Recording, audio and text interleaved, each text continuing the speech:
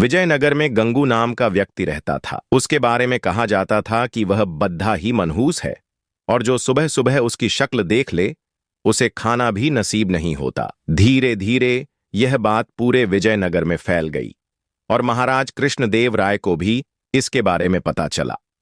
उन्होंने सोचा कि उनके राज्य में इस तरह के मनहूस व्यक्ति का रहना उचित नहीं है, किंतु राजा बहुत न्यायप्रिय थे। उन्होंने सोचा कि पहले वो यह देखना कहते हैं कि इस बात में कितनी सच्चाई है। राजा ने अपने सेनापति को आदेश दिया कि गंगू को उनके सामने लाया जाए। सैनिकों ने गंगू को महाराज कृष्णदेव राय के समक्ष पेश किया। महाराज कृष्णदेव राय जिस कमरे में सोते थे उसी में गंगू के लिए भी विस्तार लगवाया और सुबह जब राजा सोकर उठे तो उन्होंने सबसे पहले गंगू का चेहरा देखा। कुछ देर बाद अचानक कार्य आ जाने के कारण राजा को राजमहल से बाहर जाना पड़ा और उस दिन वो इतने व्यस्त रहे कि उन्हें खाना भी नसीब नहीं हुआ। राजा कृष्णदेव राय को यकीन हो गया कि यह सब गंगू का चेहरा देखने के कारण हुआ है।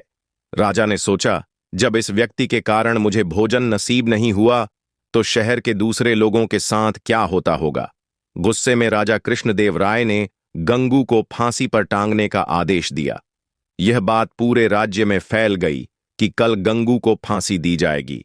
जब यह बात तेनालीराम को पता चली तो वे सारा माजरा समझ गए और तत्काल गंगू के पास पहुंचे। तेनालीराम को देखकर गंगू रोने लगा और तेनालीराम को पूरी बात बतलाई। तेनालीराम ने गंगू को सांत्वना देते हुए उसके कहा कि जैसा वो कहें गंगू को वैसा ही करना होगा। गंगू भी तेनालीराम की बात समझ गया। दूसरे दिन जब गंगू को फांसी दी जानी थी तभी गंगू से उसकी अंतिम इच्छा पूछी गई। गंगू बोला, मुझे महाराज से मिलकर कुछ बतलाना है, यही मेरी अंतिम इच्छा है। सैनिकों ने महाराज कृष्णदेव राय से गंगू की अंतिम इच्छा बतलाई। महाराज कृष्णदेव राय गंगू की अंतिम इच्छा पूर्ति के लिए उसके पास गए और बोले, बतलाओ गंगू, तुम्हें क्या बतलाना है। गंगू बोला, महाराज, इस राज्य में एक व्यक्ति मुझसे भी ज्यादा मनहूस है। पहले दंड उसे मिलना चाहिए, फिर मुझे। महाराज कृष्णदेव राय ने बड़े आश्चर्य से गंगू से पूछा, गंगू, बतलाऊं, वह मनहूस व्यक्ति कौन है। गंगू बोला, महाराज, वह मनहूस व्यक्ति कोई और नहीं बल्कि इस राज्य का राजा अर्थात आप हैं। यह सुनकर महाराज कृष्णदेव राय अत्यधिक क्रोधित हुए और बोले, जानते हो गंगू, तुम क्या बोल रहे हो, इसके बदले तुम्हें दंड भी मिल सकता है। गंगू बोला, महाराज, मृत्यु दंड से बड़ा कोई दंड हो सकता है क्या? यह तो आप मुझे दे ही चुके हैं। कृपया आप मेरी विनती सुन लें। इसके बाद आप जो भी दंड देंगे वह मुझे सहर्ष स्वीकार होगा। यह सुनकर महाराज का क्रोध कुछ शांत हुआ और बोले, तुम्हें जो कहना है कहो।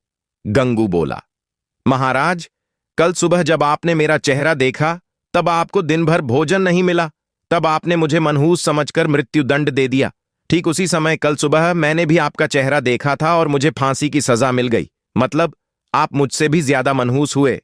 महाराज कृष्णदेव राय को पूरी बात समझ आ गई और उन्हें अपने निर्णय पर पछतावा हो रहा था। उन्होंने तत्काल गंगू की फांसी की सजा माफ कर दी। गंगू को अपने पास बुलाकर पूछा, गंगू, ये विचार तुम्हारे मन में किसे आया? गंगू बोला, महाराज, मुझे तेनालीराम ने यह सब करने की सलाह दी थी। महाराज कृष्णदेव राय ने गंगू को बहुत सा धन देकर विदा किया और तेनालीराम को बुलाकर उसका धन्यवाद दिया कि उनके कारण एक निर्दोष की जान बच गई और महाराज के हाथ से एक बहुत बड़ा पाप होने से बच गया।